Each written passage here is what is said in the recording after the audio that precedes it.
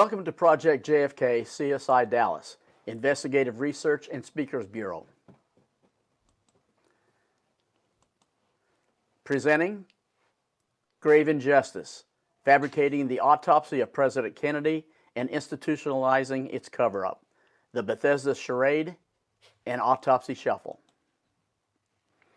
My name is Casey Quinlan.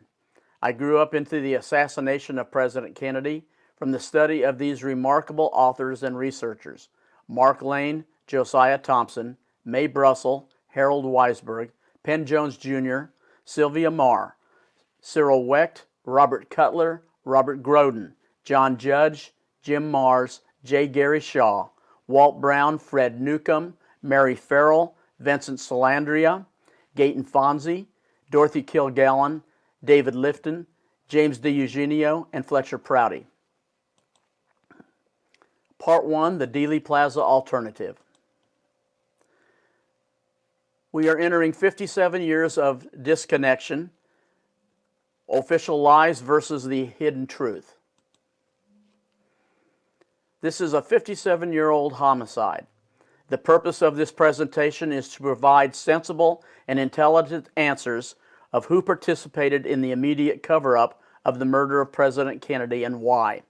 It will clarify and interpret some of the newly released information from the JFK Act, the Assassinations Record Review Board, and the Air Force One audio tapes recorded on November 22, 1963.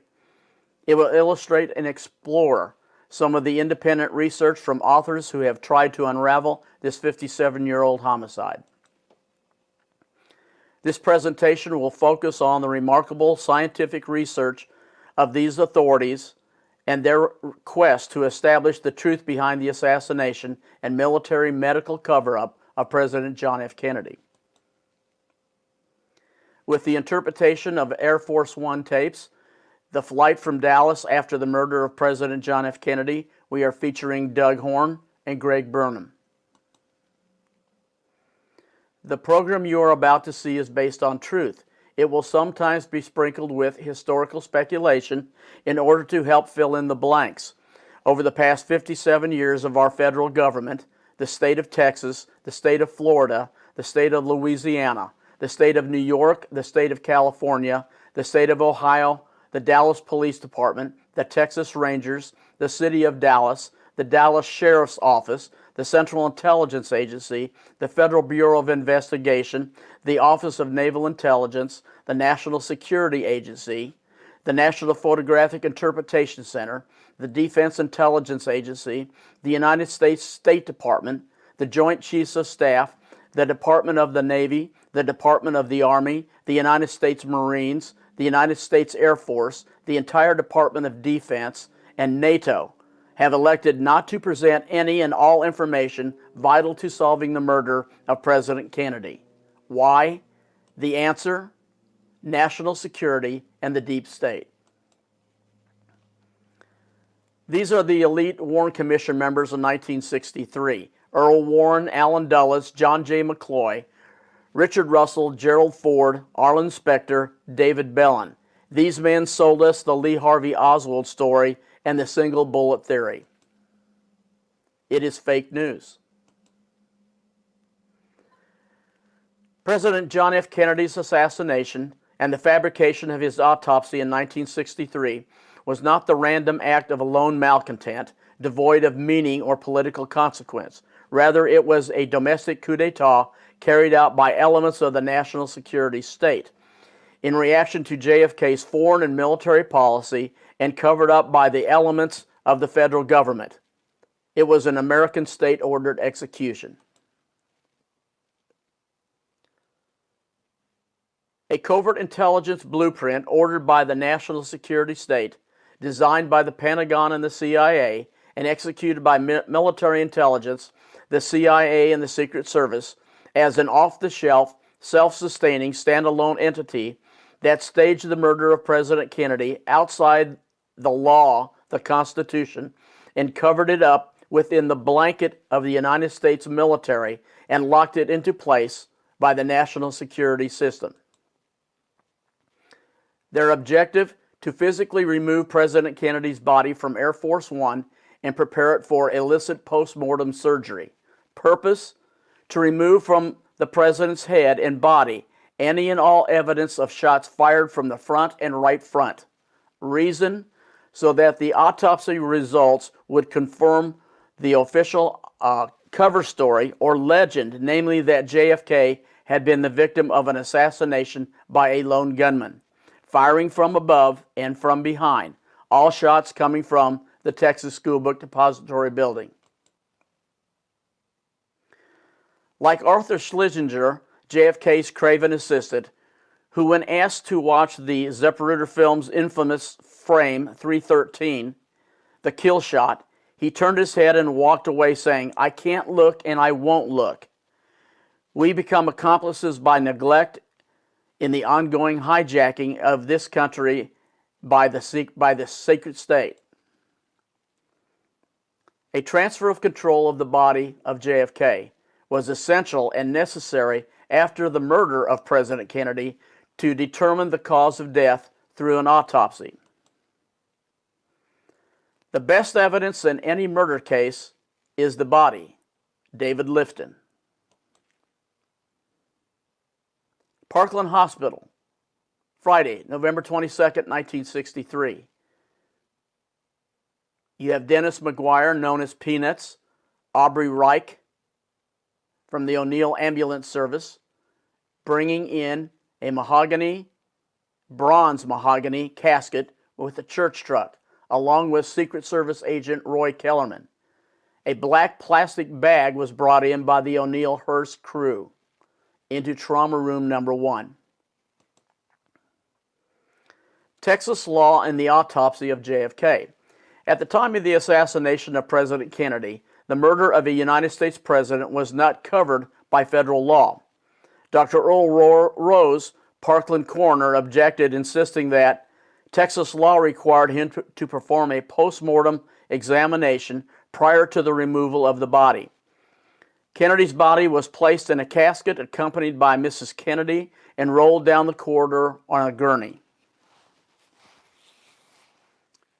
As JFK's casket is being rolled out of the Parkland Hospital, Dr. Earl Rose, coroner and forensic pathologist, stepped in front of the casket and encountered a war of words and a personal assault by the Secret Service and the Kennedy Squadron escorting the casket. Secret Service agent Kellerman took an erect stance in front of JFK's casket and brought his firearm into a ready position. The other Secret Service agents followed course by draping their coattails over the butts of their holstered pistols. "My friend, my name is Roy Kellerman. I am Special Agent in charge of the White House detail of the Secret Service. We are taking President Kennedy back to the Capitol." Why would the Secret Service team engage in what can only be considered extremely bizarre behavior?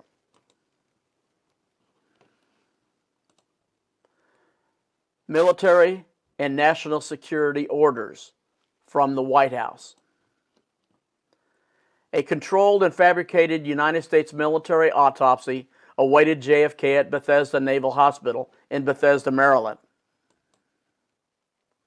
This autopsy was a cover for a military operation to conceal the true facts behind the murder of President Kennedy. While transporting JFK on Air Force One from Dallas to Andrews Air Force Base, and after 57 years of research, we now know 90% of the Air Force One audio tapes and the account of who was in charge of the body of President Kennedy in Dallas and who was giving the orders in Washington, D.C. Secret Service agent in charge Roy Kellerman on Air Force One and Secret Service agent in charge Gerald Bain at the White House. Everything in this program is grounded around one basic and undeniable fact, that the bronze coffin is empty. The reddish-brown ceremonial casket that was placed upon Air Force One in Dallas. It was empty when the public saw it unloaded from Air Force One on live television shortly after 6:04 p.m. on November 22, 1963, and placed into a light gray naval cardiac ambulance. This is the rear entrance of the Bethesda morgue. We know this because President Kennedy's body was offloaded in a pinkish-gray shipping casket. It arrived in a black mortuary-style Cadillac hearse at the rear entrance of the Bethesda morgue 20 minutes before. Time was 6:35 p.m. The motorcade from Andrews Air Force Base, supposedly transporting the body of President Kennedy in the Dallas casket in a light gray naval cardiac ambulance, arrived at the front of the Naval Hospital, 7:03 p.m. Why? Because the objective of the Secret Service in the immediate aftermath of the assassination was to spirit the body of President Kennedy to a designated site where the crime scene, the body, could be sanitized, where all evidence of frontal shots, both frontal entrance wounds and bullet fragments, could be removed from the president's body. This program supports the conclusion that JFK's body was removed from the Dallas Bronze ceremonial casket on board Air Force One prior to the arrival at Andrews Air Force Base. JFK's body was secretively transported to Bethesda Naval Hospital before the presidential motorcade arrived carrying the empty bronze ceremonial casket from Dallas.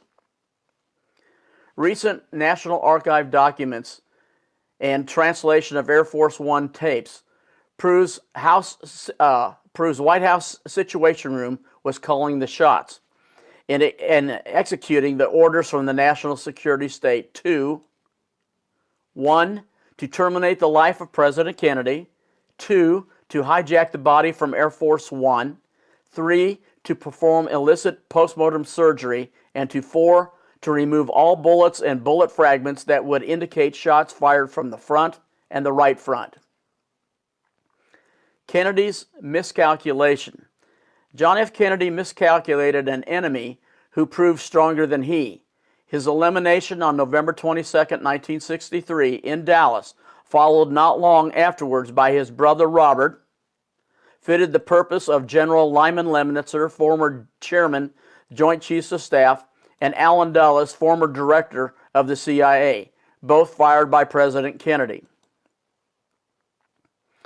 The mission to purify Asia went ahead with refreshed zeal under Lyndon Baines Johnson, who was President of the United States.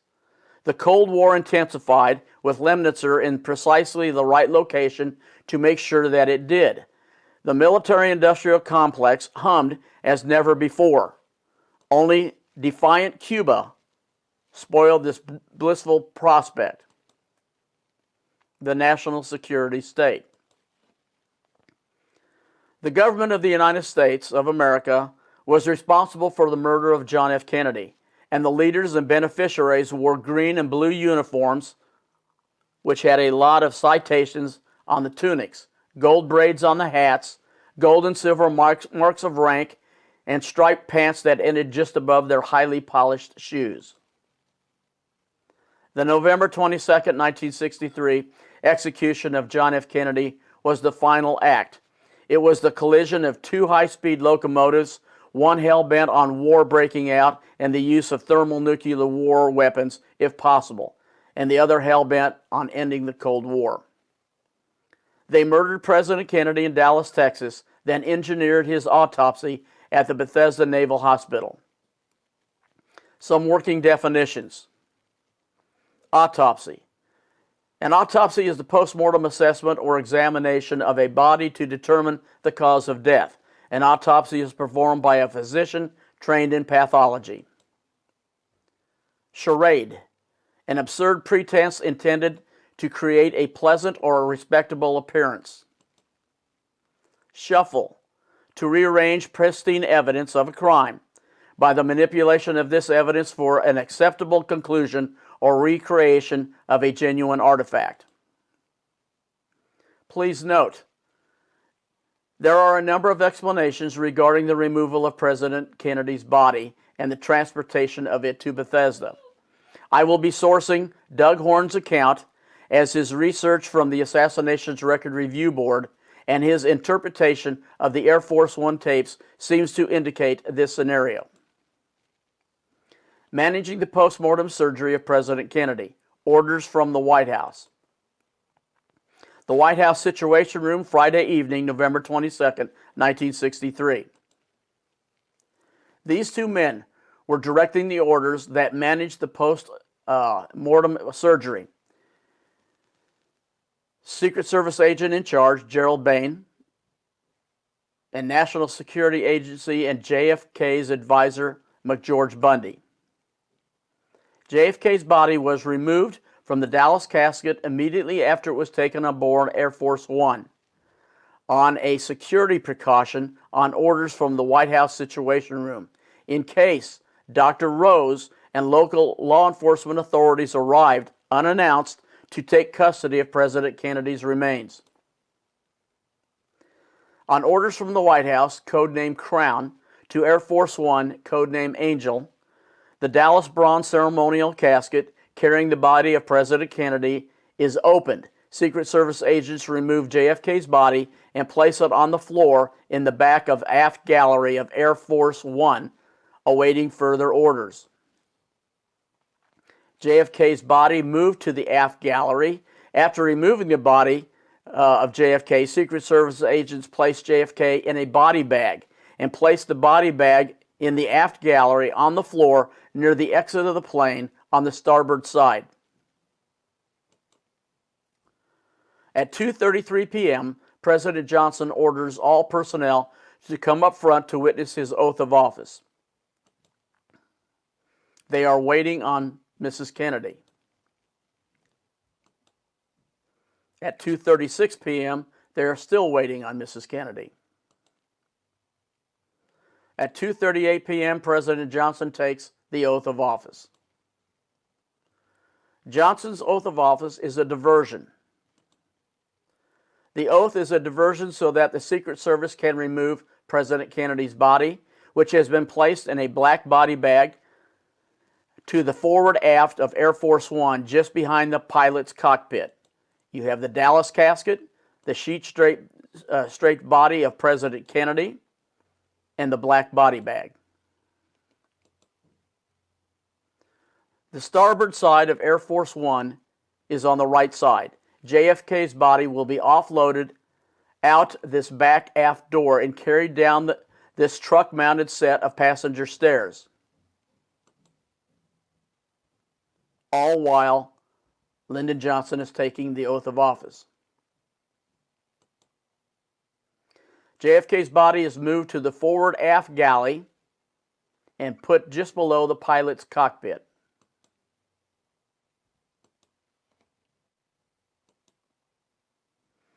The baggage and storage area in the forward aft of Air Force One is air-conditioned and pressurized. It is the perfect place to store and hide the President's body during the flight from Dallas back to Andrews Air Force Base.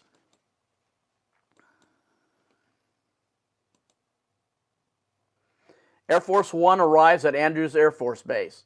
A Marine helicopter rolled to a stop at the front of Air Force One on the starboard side, near the forward aft and near the baggage area. Secret Service agents offloaded the body of President Kennedy and placed it on board of this helicopter en route to Bethesda. Part 2. The Bethesda Charade. The Secret Service, led by Secret Service agent in charge Kellerman and Secret Service agent Greer, offloaded the empty Dallas casket and placed it in a light gray naval cardiac ambulance. This is what the world saw and witnessed that day. However, the bronze casket is empty. This is what we see again. The bronze casket is empty. We see a bronze casket put into a gray naval cardiac ambulance.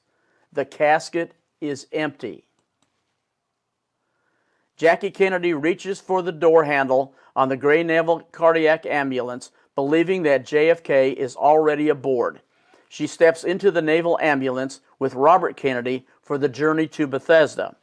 At this point in time, she believes she was instrumental in the decision-making process to move her husband to the Naval Hospital in Bethesda for a military autopsy. The casket in the ambulance, JFK is not in the casket. Jackie does not know this. Sidebar: the Gray Naval Cardiac Ambulance. This Gray Naval Cardiac Ambulance was specifically sent to Andrews Air Force Base on the night of November 22, 1963, not to carry the dead body of President Kennedy. It's a cardiac ambulance. It was sent by Captain Canada from Bethesda for President Johnson. Captain Canada was Vice President Johnson's cardiac doctor. Captain Canada treated Johnson for heart attacks. This ambulance was sent as a precautionary vehicle for the new president. It came equipped with a driver, a doctor, a nurse, and a medical corpsman. It was the Secret Service who commandeered this vehicle as a hearse for JFK. Kellerman was given orders to stay with the body of JFK, codenamed Lancer. He was supposed to ride in the Marine helicopter to Bethesda. The orders were rescinded as he stayed with the empty Dallas bronze ceremonial casket to give Jackie Kennedy, codenamed Lace, a false assurance that the body of JFK was in the Dallas casket. And these were on orders to Secret Service Kellerman by Secret Service agent Gerald Bain in the White House. The Bethesda charade and autopsy, more or less like a three-ring circus. Let the games begin. 2 caskets, 3 entries into Bethesda. We now know that a United States Marine helicopter from Andrews with unnamed escorts on board, presumably Secret Service agents, arrived at about 6:20 p.m. in the Bethesda Officers Club parking lot. Bethesda Naval Hospital, the rear morgue, and the Marine helicopter. A U.S. Marine S-58 H-34 helicopter was used to transport JFK's body to Bethesda, the officers' parking lot, on the 22nd of that evening.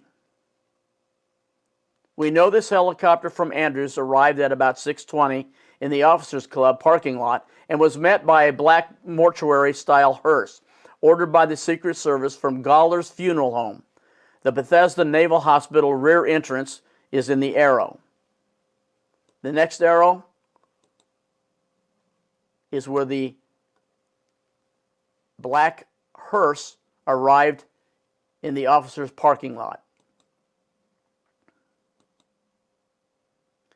Gawler's Funeral Home.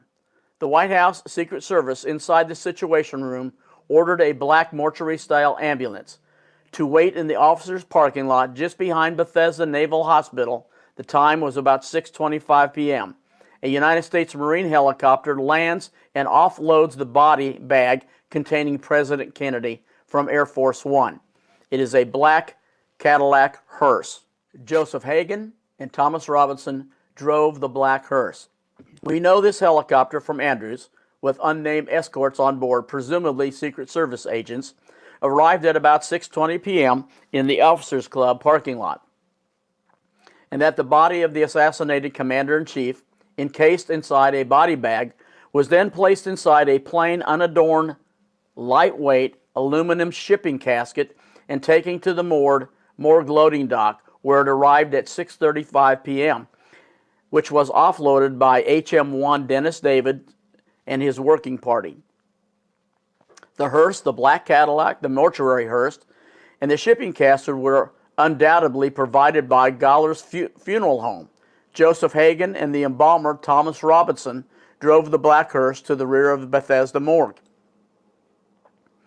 Something not mentioned was how radioactive any and all questions about the president's casket or the time of arrival at Bethesda seemed to Joseph Hagan of Gawler's when he was interviewed by the ARRB in 1996.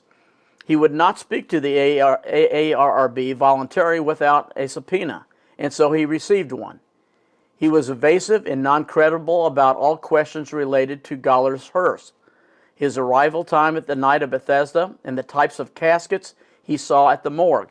However, he did verify that it was his handwriting on Goller's business document called the first call sheet, in which he wrote the following words: "Body removed from metal shipping casket of USNH at Bethesda. Hagen watched the autopsy from the morgue bleachers. He stated all of this was open in the back," in reference to JFK's rear head wound. Bethesda Naval Hospital, rear morgue entrance. The helicopter and the black hearse in the officer's parking lot. First casket entry, time 6:35 p.m. or military time 1835. The loading dock, rear entrance of Bethesda morgue. A pinkish gray shipping casket. Dennis David said that JFK's body, Lancer, was brought to the Bethesda morgue in a black mortuary hearse. The black mortuary hearse was carrying a pinkish gray shipping casket. Time again, 6:35 p.m. At 6:35 p.m., the casket delivered was a cheap aluminum shipping casket. Mode of delivery was a hearse, a black Cadillac mortuary-style ambulance. The hearse was offloaded by Naval Petty Officer Dennis David and his Navy working party of about 8 sailors, wearing Navy working uniforms, not dress uniforms. Supporting evidence, David's recollection to a newspaper in 1975 and to David Lifton in 1979 and 1980, and the subsequent recollections of Donald Rubenstich, a member of his working party. The time of the casket entry, 1835 hours military time, or 6:35 p.m. civilian time, was reported contemporaneously by United States Marine Corps Sergeant Boyajian in his 11/26/1963 typed after-action report. He authenticated a copy he sent to the ARRB staff in 1997 to Doug Horn. It came in through a rear freight entrance 30 or 40 minutes before the bronze coffin arrived. It was a typical gray shipping casket. I helped take it out of the hearse. We put it on a gurney and wheeled it into the morgue. We were contacted sometime later and instructed to report to the rear loading dock, where we were told to stand by to receive President Kennedy's casket and bring it directly into the mortuary.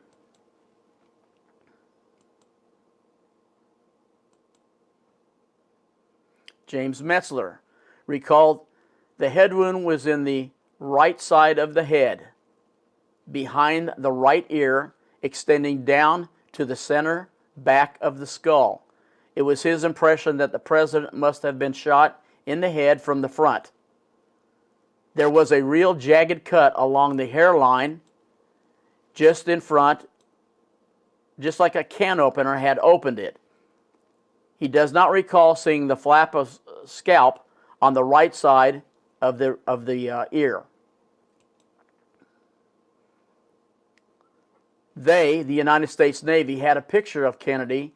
We, Dennis David and Lieutenant Commander Pitzer, saw a small hole about here in the temple.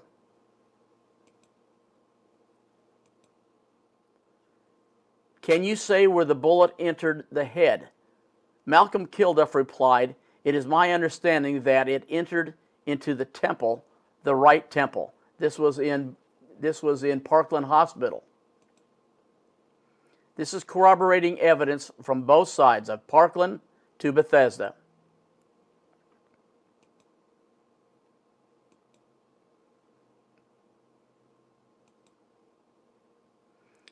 President Kennedy was in the pinkish gray metal shipping casket.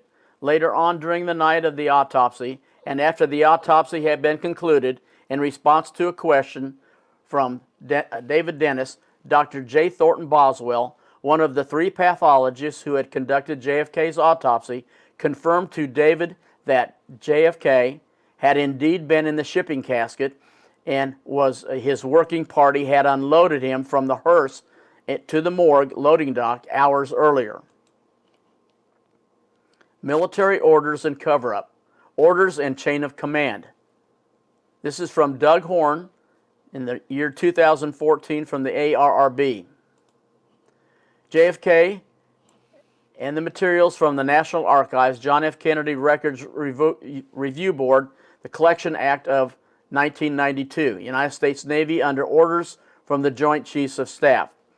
Doug Horn clarified what happened at Bethesda between the time of the body arrived at 6:35 p.m. and the time of the second Dallas casket entry at 8 p.m., which is the third entry. An initial inspection of the body of JFK was performed by Humes, Boswell, Ebersole, Canada, and Admirals Galloway and Kennedy. Military orders and cover-up. Orders and chain of command. Humes and Boswell were given orders through Admirals Galloway and Kennedy, and they complied. Military orders and cover-up. Humes and Boswell were ordered to remove all evidence of frontal shots to the head of JFK, including the skull entry, the wounds and bullet fragments, and any brain tissue that showed obvious bullet tracks. In order to do so, a modified craniotomy had to be performed. Commanders Humes and Boswell. Commanders Humes and Boswell saw these wounds on the head of President Kennedy. They removed all evidence of frontal shots to his head, including a bullet hole in the right temple. Humes and Boswell were ordered to remove all evidence of frontal shots to the head of JFK, including the skull entry. Orders: illicit post-mortem surgery. This is the smoking gun. Kennedy's neck wound, Friday, November 22nd, 1963, at Parkland at 1 p.m. and Bethesda at 8:15 p.m. Captain John Ebersole. To the best of my recollection, when the body was removed from the container, pinkish-gray shipping casket, there was a horrible gaping wound in the back of his head. The front of his body, except for the small hole above his right eye on his forehead, was intact. It was the back of his head that was blown off. In order to get to the second casket entry, which is the first bronze Dallas ceremonial casket entry at the loading dock, the rear entrance of Bethesda Naval Morgue, the time was 7:17 p.m. or 1917 military time. We have to return to the front entrance of Bethesda Naval Hospital at 7:03 p.m., where we see the historic entrance of the Gray Naval Ambulance, driven by Secret Service Agent Greer and Secret Service Agent in Charge Kellerman. The front entrance of Bethesda Naval Hospital. Admiral Berkeley is sitting on the lap as Secret Service Agent in Charge Kellerman, and Secret Service Agent Greer is the driver. The casket, the number 1, the casket is empty. JFK is already in the Bethesda morgue.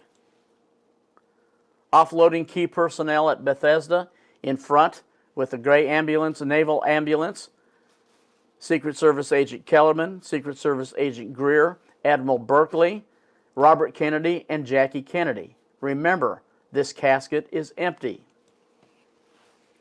Admiral Galloway seizes control of the Gray Naval Cardiac Ambulance from Secret Service Agents Kellerman and Greer and drives the ambulance with the empty casket to the rear entrance of Bethesda morgue.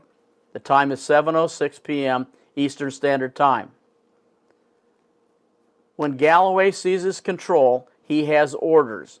Following Admiral Galloway is the 9-man team of JFK's Honor Guard in the military pickup truck.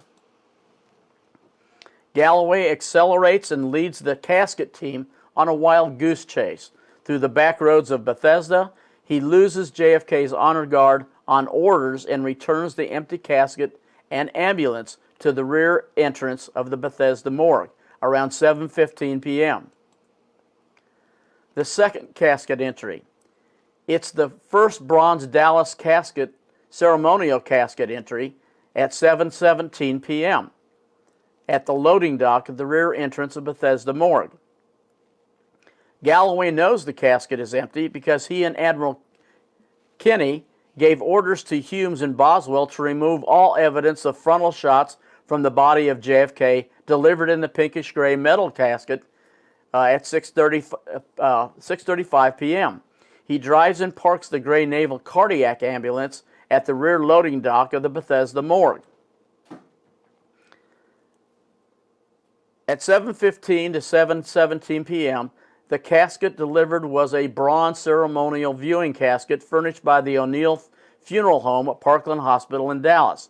It was taken into the morgue anteroom by 4 federal agents using the wheeled conveyance like a church truck. FBI agents James Siebert, Frank O'Neill, and Secret Service agents Roy Kellerman and William Greer.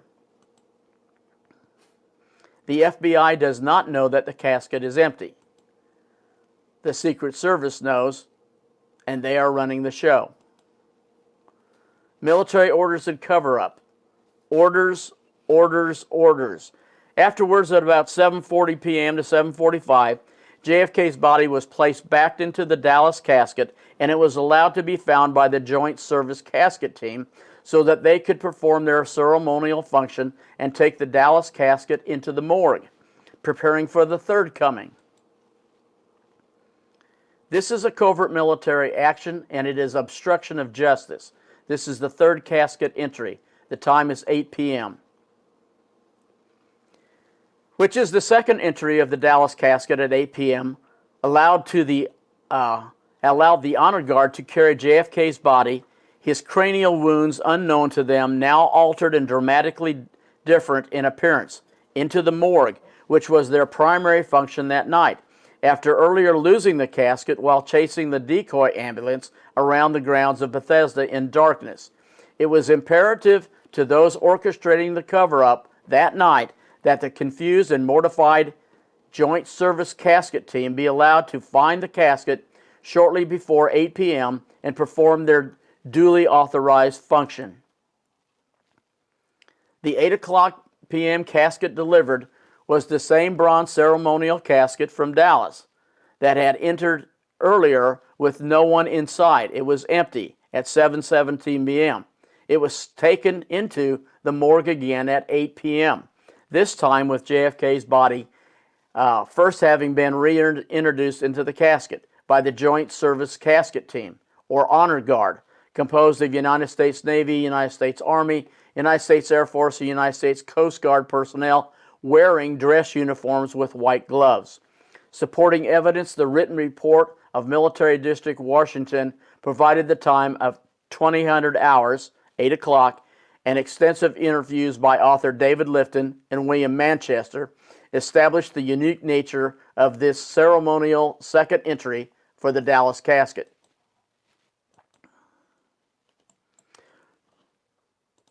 We now know from new evidence revealed inside the AARB, the 2 witnesses, Tom Robinson of Galler's Funeral Home and Navy enlisted X-ray technician Ed Reed, both witnessed the illicit clandestine postmortem surgery to President Kennedy's cranium.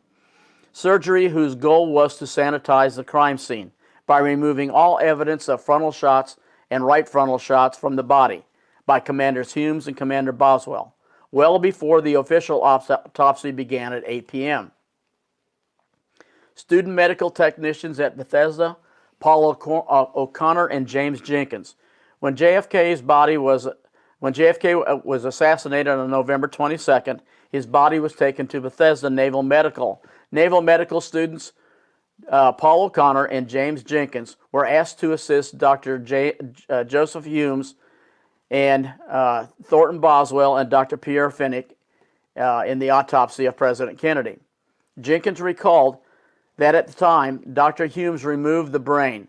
It was not necessary for Humes to resect the spinal cord in order to remove the brain.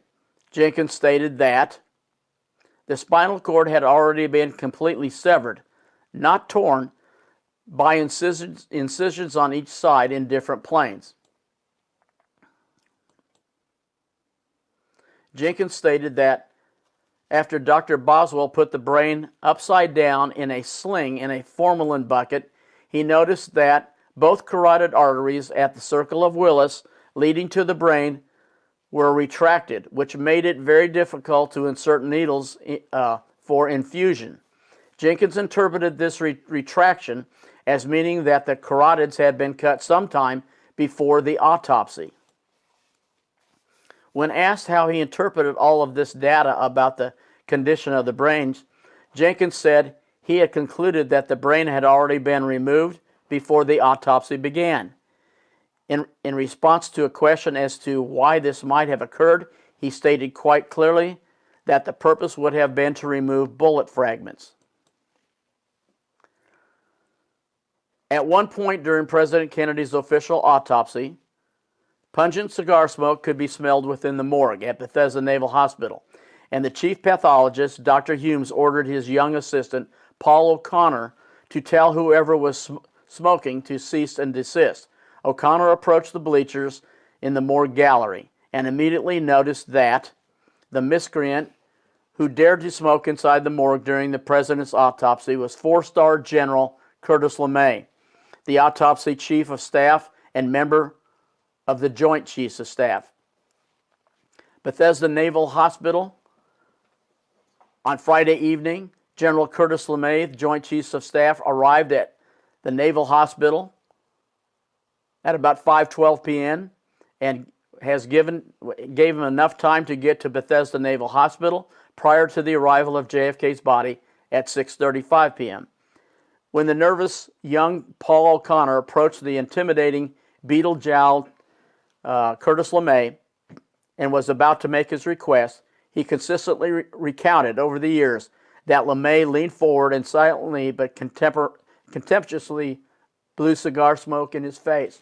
Because of the meticulous scientific work done by Dr. David Mantik and Doug Horn, we now know that the series of skull x-rays and photographs taken of President Kennedy's cranium prior to 8 p.m., when the autopsy began, represents damage caused by the illicit post-mortem surgery, not by an assassin's bullet.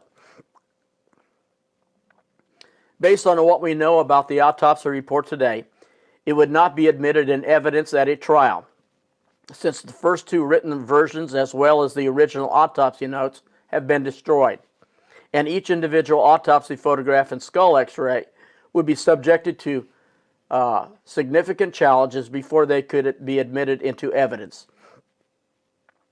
The three surviving skull x-rays would not be admitted into evidence at any trial today, for we now know, thanks to the pioneering work of Dr. David Mantik, that the three skull x-rays in the archives are not originals but are altered copy of films. We know today that the head and brain photographs in the National Archives that reside with JFK's autopsy cannot be photographs of President Kennedy's brain.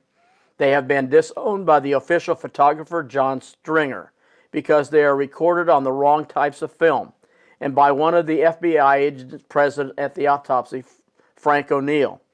There is too much mass present, and it is in the wrong location.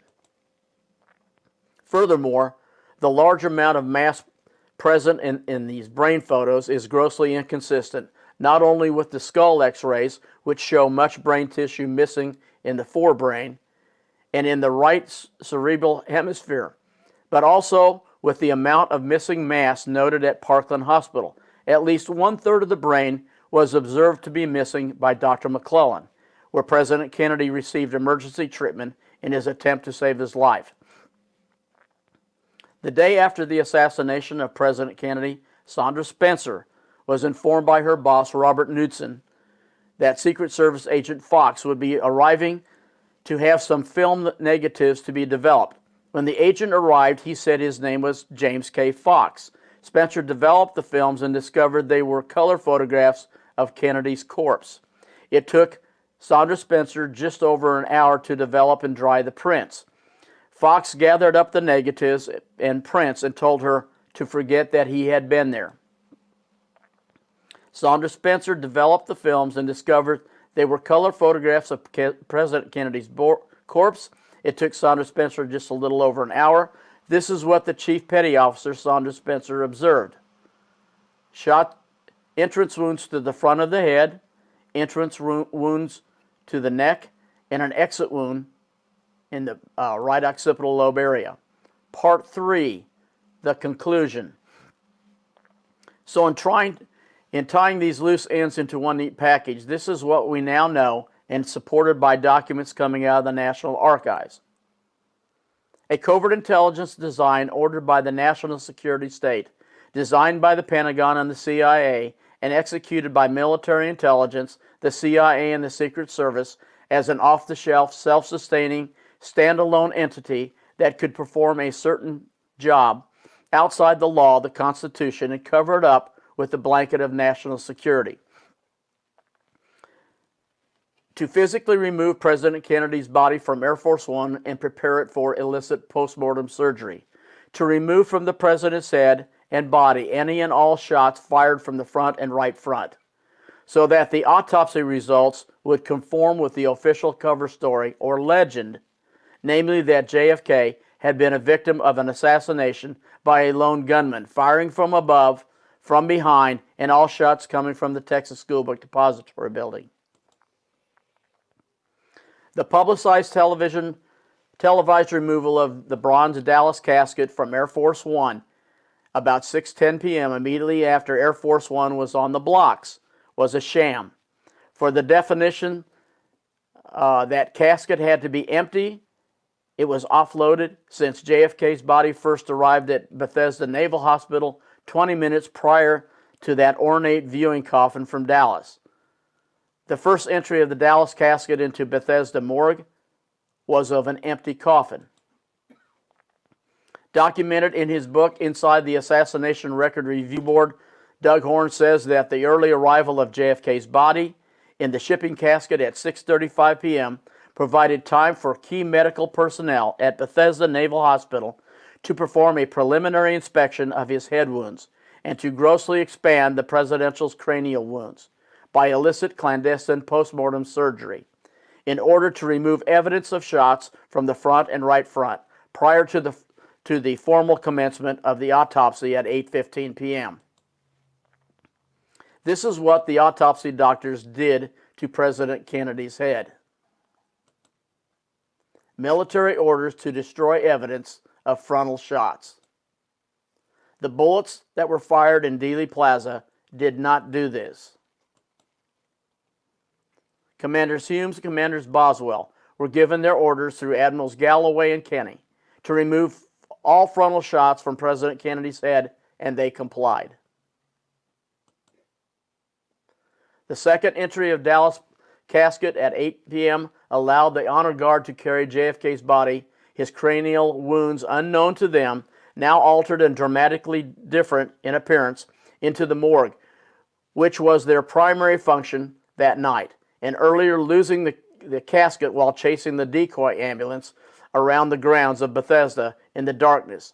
It was imperative to those orchestrating the cover-up that night that the confused and mortified Joint Service Casket Team be allowed to find the casket shortly before 8 p.m. and to perform their duly authorized function. It was the impossibly early arrival of JFK's body in a different casket from which it left Dallas, an aluminum shipping casket, and in a different ambulance from that in which the Dallas casket left Andrews Air Force Base, namely in a hearse, a black Cadillac. That broke the chain of evidence. The custody of the body, and therefore, by definition, invalidated the results of the Bethesda autopsy. The broken chain of custody was evidence of a covert operation that was underway. In short, obstruction of justice. They conspired to execute President Kennedy, ordered the cover-up of his murder, fabricated his autopsy, and marketed it to America, the world, in all of history. Who are they? They are the Knights of the Oval Office. the supervisors of death and murder management. The CIA and the military intelligence killed John F. Kennedy, but not without permission. The Pentagon and the Joint Chiefs of Staff ordered JFK's execution because they believed he was a traitor. They are the guardians of our republic. In the end, it became a covert military operation designed to conceal the true facts behind the murder of President Kennedy. These people who sponsored the assassination of President Kennedy had the means, the motive, and opportunity, and talent to make it succeed. After 12:30 p.m. Central Standard Time, LBJ was safe in the office of the presidency, safe from the illegal demons that were haunting him, because you could not kill a president one day and impeach his successor right after the funeral. The reputation of the nation, as well as its ever so precious stock exchange and banking industry, would not have survived that. So LBJ got a get out of jail card free, and it had been revalidated happily every time he threw more billions of dollars and young lives into the rice paddies of Vietnam, 10,000 miles away. Thank you.